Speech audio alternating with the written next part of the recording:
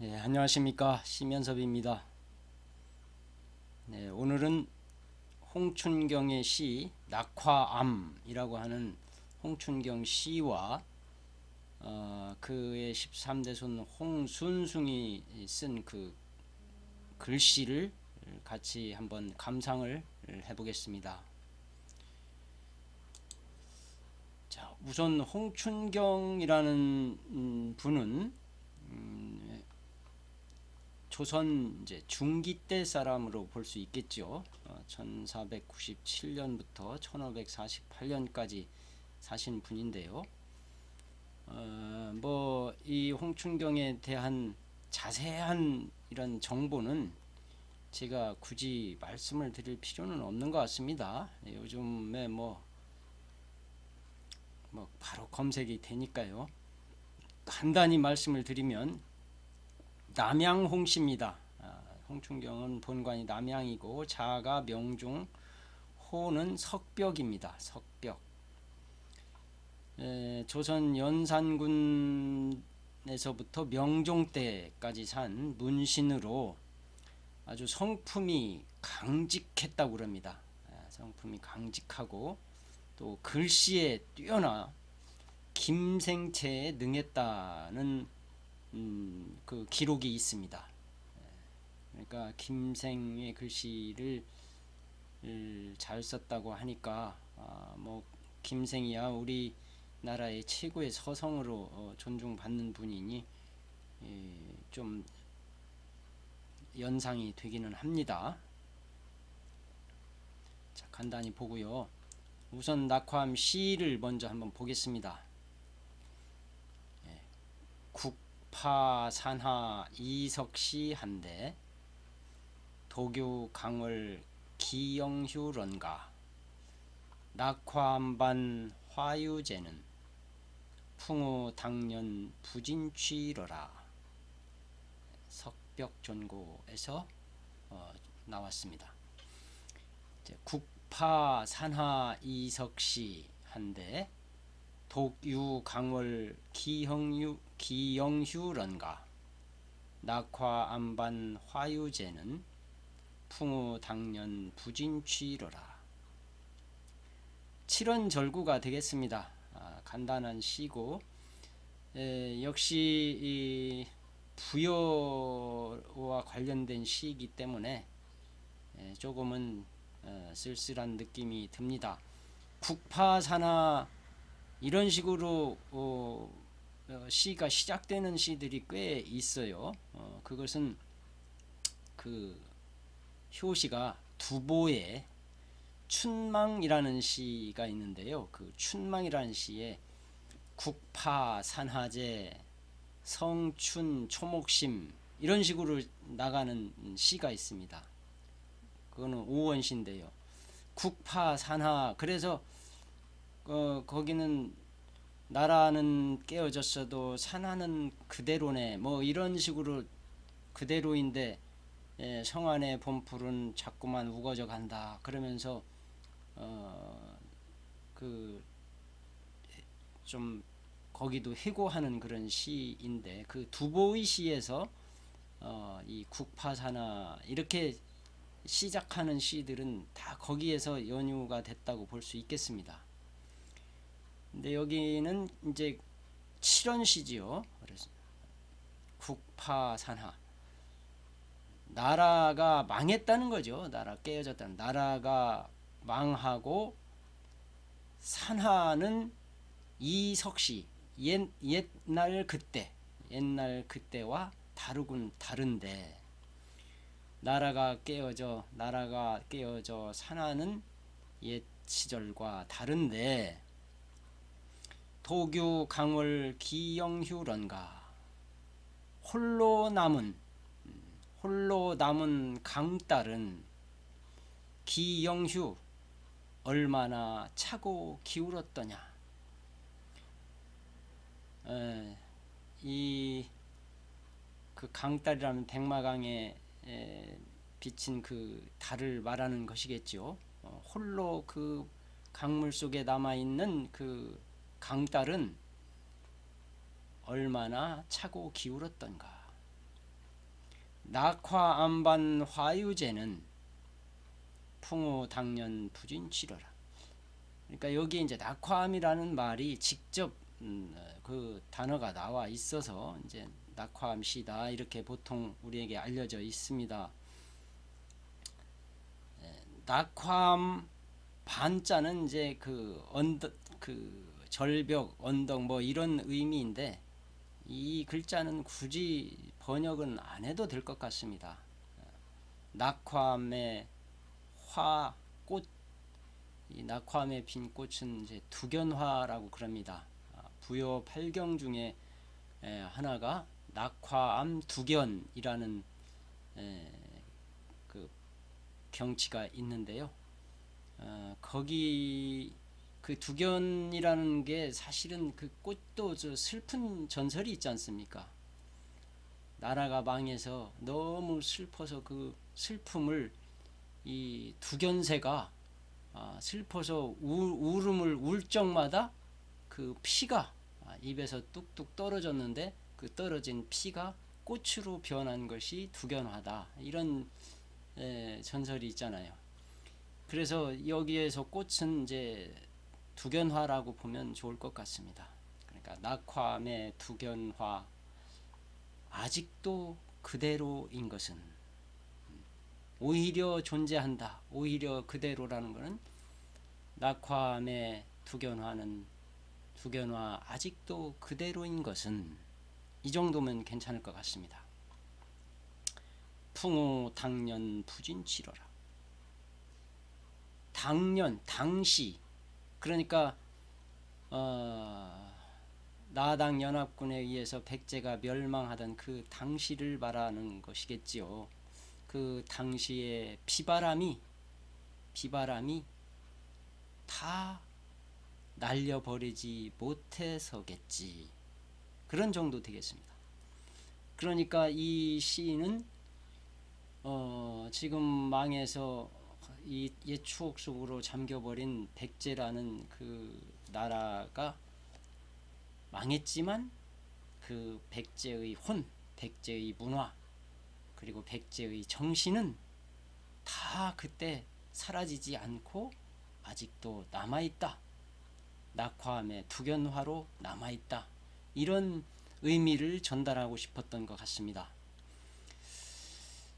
이 시는 석벽존고라고 하는 그 홍춘경의 문집이 석벽존고입니다. 그래서 이것에 대한 것은 뒤에서 다시 한번 안내를 하겠습니다. 이 시를 제가 한번 번역을 해봤습니다. 나라 망하고 산하는 옛날과 다른데 홀로 남은 강딸은 그 얼마나 차고 기울었던가. 낙화암의 두견화 아직도 여전한 것은 당시의 비바람이 다 풀어내지 못해서겠지. 저는 이 정도로 번역을 해봤습니다. 뭐 여러분 다 이 시에 대해서는 어느 정도 아시는 분이 많을 겁니다. 그리고 지금 온라인 상에 검색하면 별의별 버전의 이 번역들이 많이 있습니다.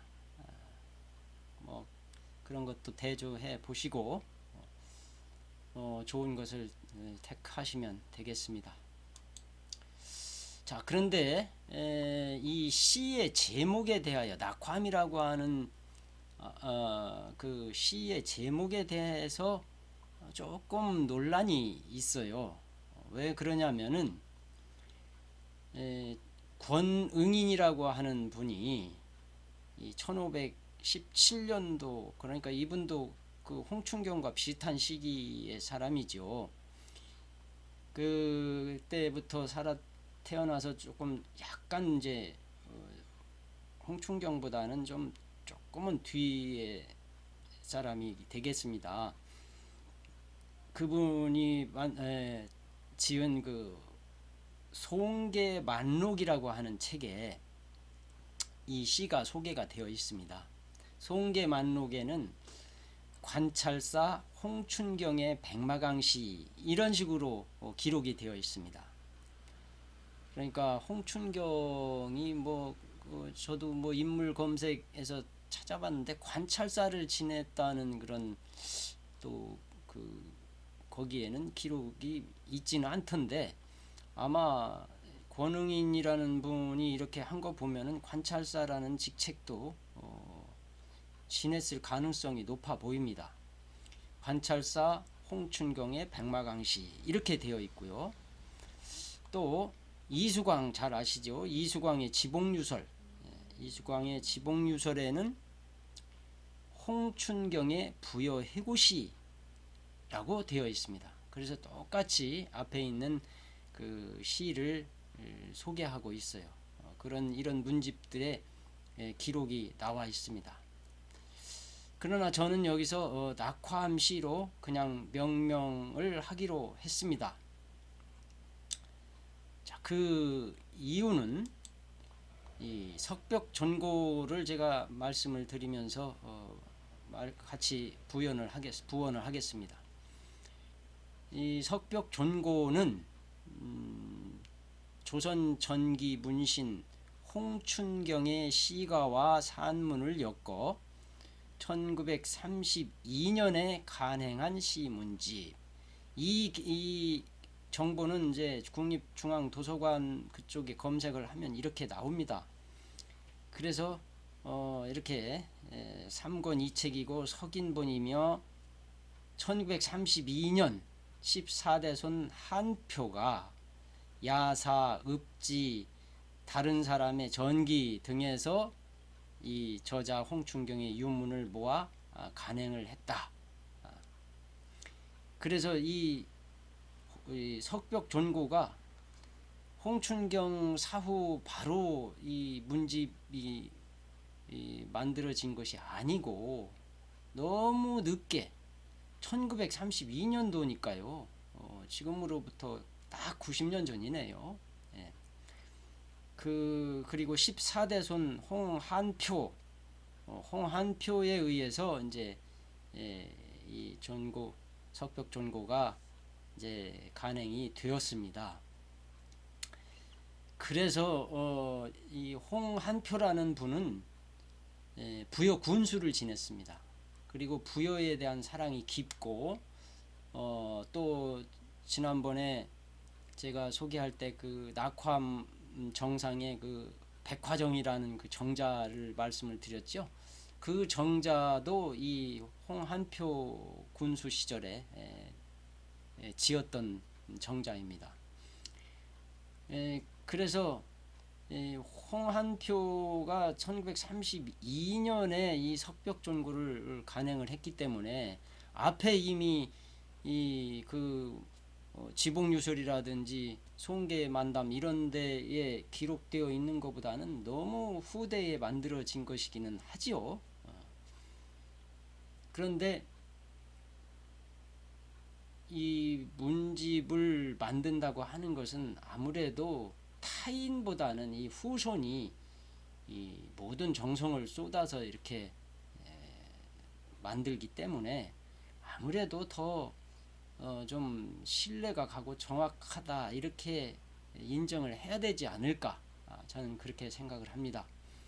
그래서 홍한표의 그 석벽존고를 보면 그 판형을 보면 이렇습니다. 이것은 그 석벽존고 원본인데요. 제가 한 페이지만 이렇게 사진을 찍어봤는데 여기 보면은 바로 낙화암이라고 제목이 붙어 있습니다. 낙화암 제목이 붙어 있고 국파산하 이석시 한대 도교 강월 기영휴런가 낙화암반 화유제는 풍우 당년 부진취러라 이렇게 딱 나옵니다. 그런데 여기 또 재미있는 게 하나가 여기 안이불자 밑에 작은 글씨로 일작미라고 이렇게 나옵니다. 그러니까 이 불자 대신에 미자로 쓸 수도 있다는 얘기인데 한편으로는 미로 썼다 이런 말이 되겠습니다. 지난번에 제가 고향에 있는 제 친구 이야기를 했었는데 그 친구는요 미로 외우고 있더라고요. 풍호 당년 미진취러라 이렇게 미로 외우고 있었습니다. 그런데 앞에 뭐그 지복유술이라든지 송계만담이라든지 이런 데는 전부 부진치로 되어 있고요. 또 이제 우리가 보려고 하는 그 현판의 글씨도 이제 부진치로 되어 있습니다. 자, 그러면 이제 시는 그 정도로 이해를 하고 그 글씨가 상당히 좋지요. 그 글씨는 홍순승의 글씨인데요. 이 홍순승은 홍춘경의 13대 손입니다. 그 현판에 나옵니다.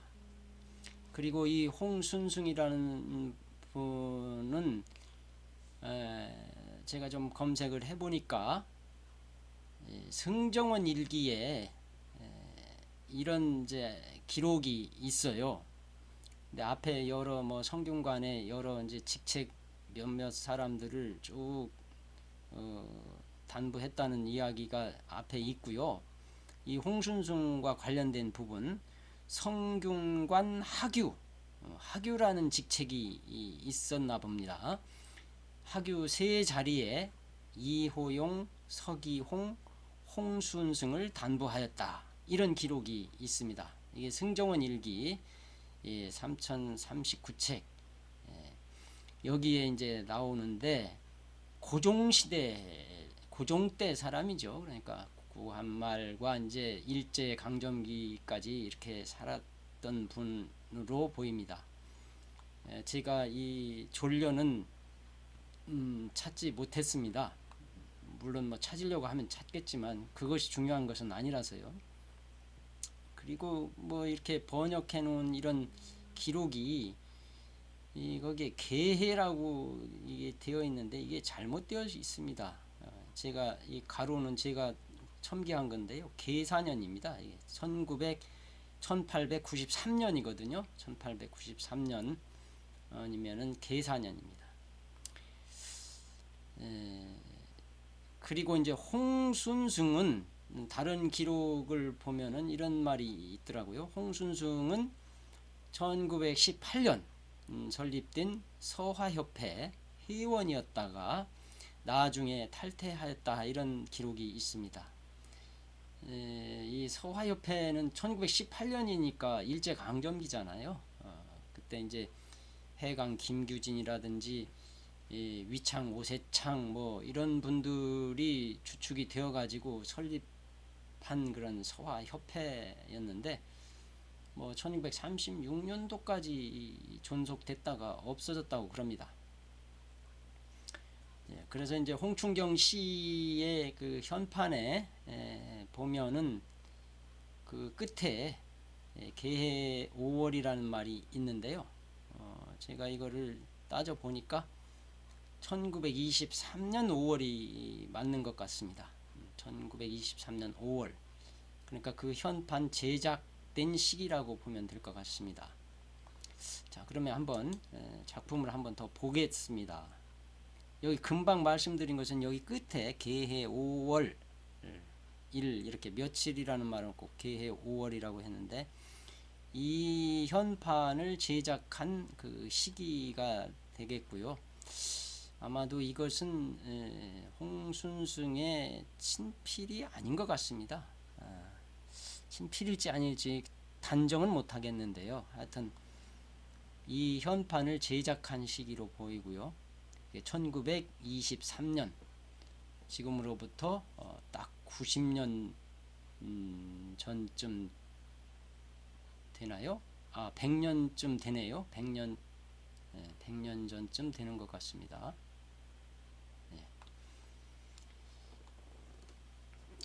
여기 다시 한번 보시죠.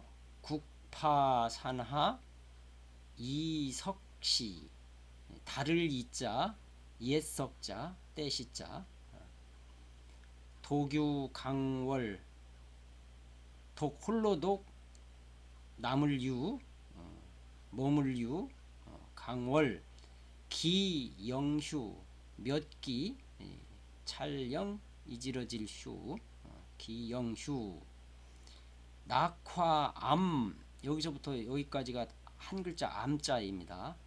떨어질 낙꽃화 낙화암 반자도 제일 키가 크지요. 기분 쫙 내면서 이렇게 했습니다. 화유제 있을 제자 오히려 유제 풍우당년 부진취 안이불자로 썼지요. 안이불자로 썼습니다.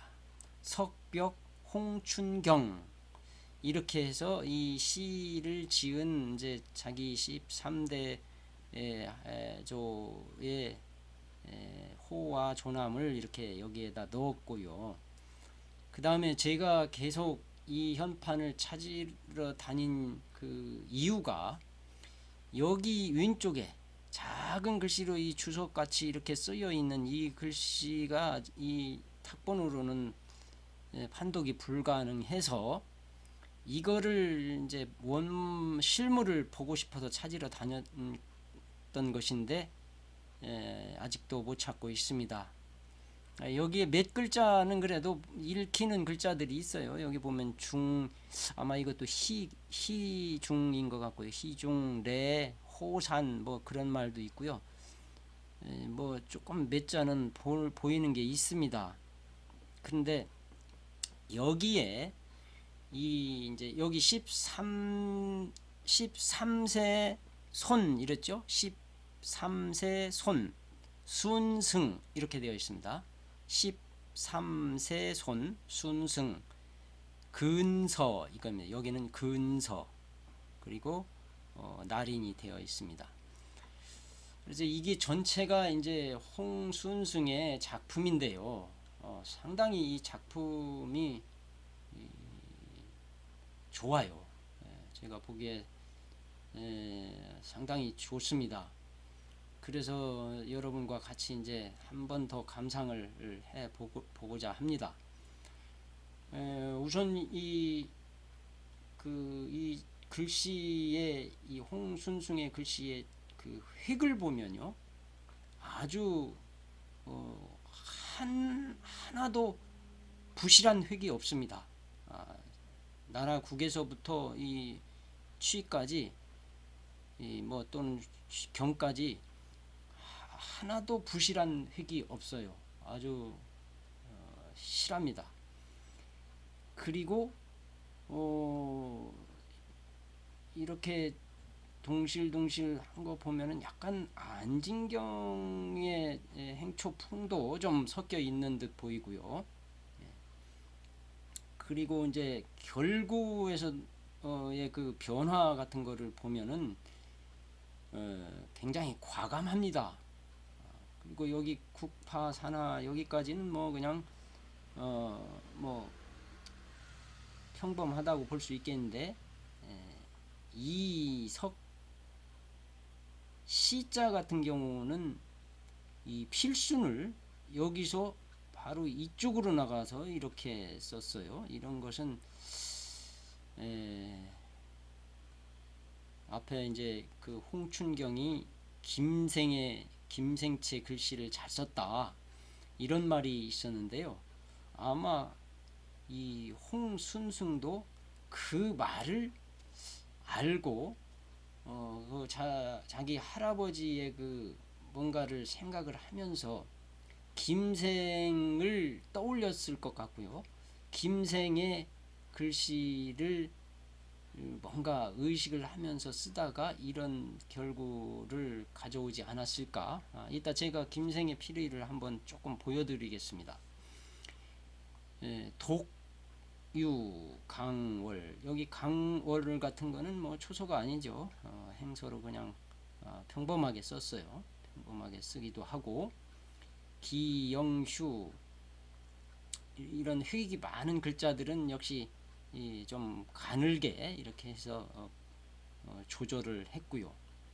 낙화, 이 낙자 같은 것도 이 위에 이 초두를 굉장히 파격적으로 멋지게 했습니다.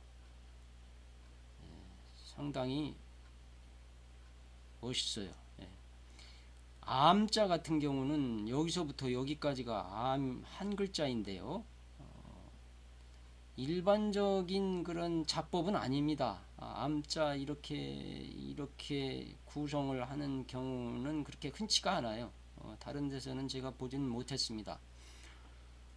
그런데 하여튼 독자적으로 이렇게 멋지게 작법을 구사한 것을 보면은 매우 그 원숙한 그런 경지에 올랐을, 그야말로 물이 올랐을 그 시기에 그런 글씨다, 이렇게 보여집니다.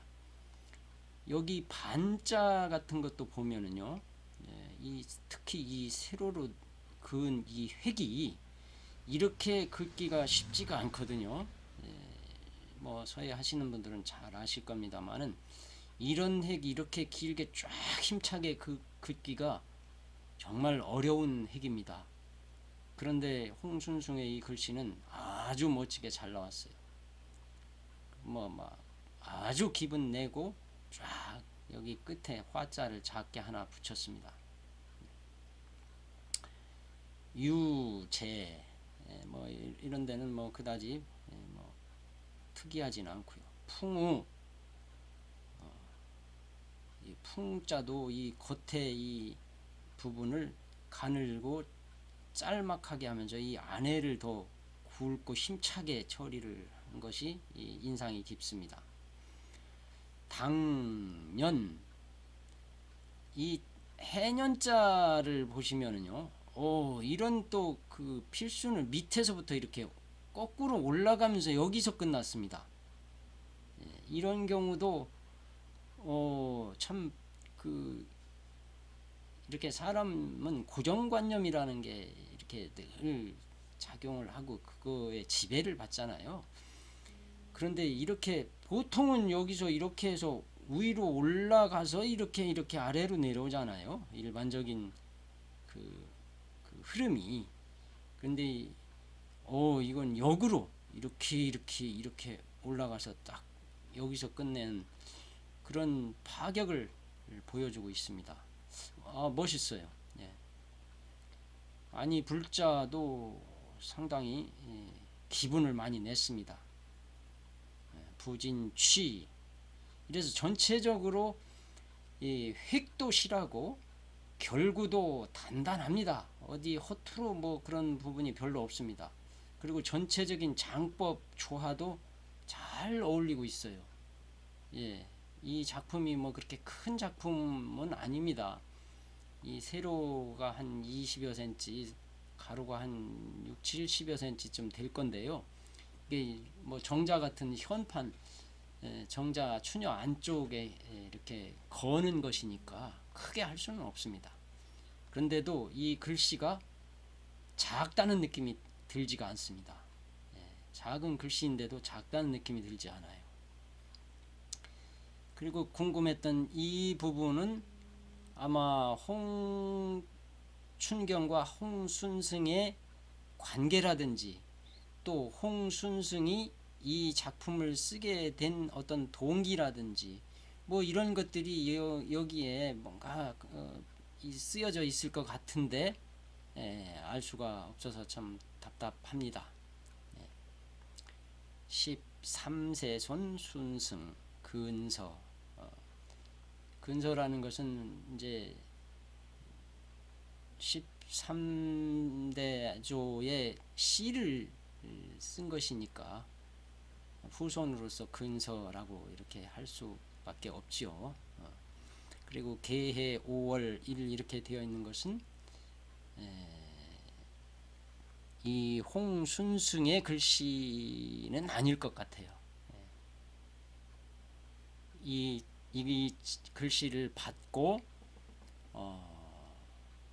이 현판으로 제작하고서 현판 제작할 때의 각 박공이 이렇게 넣었지 않았을까. 그 의뢰에 의해서 이 현판 부여군에서 했을지 고란사에서 했을지 제가 볼 때는 부여군에서 했을 것 같은데요. 그 관리 주체를 고란사로 떠넘기고 하는 걸 보면은 답답합니다. 자, 하여튼 이 작품은 정말 멋집니다. 멋져요. 좋은 건 좋다고 해야죠. 자, 조금 전에 제가 그 홍순승이 그 시자 떼시자 그거를 필순을 좀 특이하게 가져갔다고 말씀을 드렸는데 그 김생의 글씨를 잘 썼다. 홍춘경이 잘 썼다. 그래서 홍순승도 그 말에 상당히 영향을 받지 않았나 저는 그렇게 생각을 하면서 김생의 글씨도 많이 봤을 것 같아요. 이것은 전유암 산가서라고 하는 김생의 글씨라고 전해지는 그런 필적입니다. 그래서 이 전 김생필이라고 제가 이렇게 했는데 이게 확실히 김생의 필적이라고 단언하기는 좀 어려워요. 뭐 워낙 신라 때 사람이고 워낙 옛날 오래된 분이기 때문에 이것은 조금 뭐 확증한다는 것이 좀 어렵습니다. 그런데 이런 분위기라든지 이런 거를 보면은 김생의 그 맛은 여러 군데서 납니다. 그리고 그 필순이라든지 이런 거 가져가는 거를 보면은요, 역시 여기도 파격이 많아요. 시지류 여기 앵무 같은 거를 보시면요, 이 두 글자를요, 이 위쪽 좌변을 아래 위 글자를 이어서 변을 먼저 두 글자의 변을 쓰고 오른쪽 방을 또 이렇게 나누어서 반씩 이어서 이렇게 썼습니다. 이런 것도 참 이런 생각을 한다는 것 자체가 굉장히 어려운 일인데 이런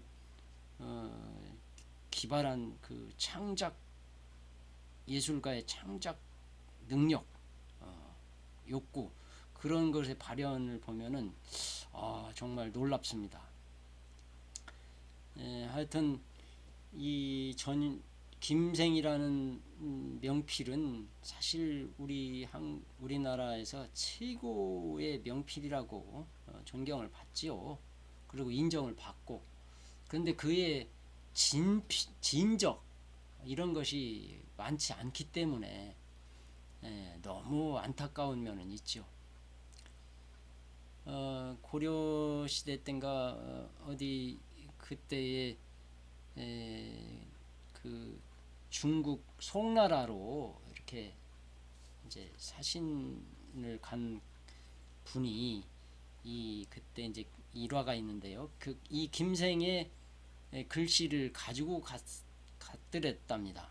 송나라로 가는데 그래서 이제 거기 가서 그 조정의 여러 그 대신들 앞에서 이 김생의 글씨를 딱 보여주니까 그 사람들이 그냥 깜짝 놀라면서 아니 이 왕이지 이 친필 이런 거를 어떻게 당신이 가지고 있느냐 하면서 놀라더라는 겁니다.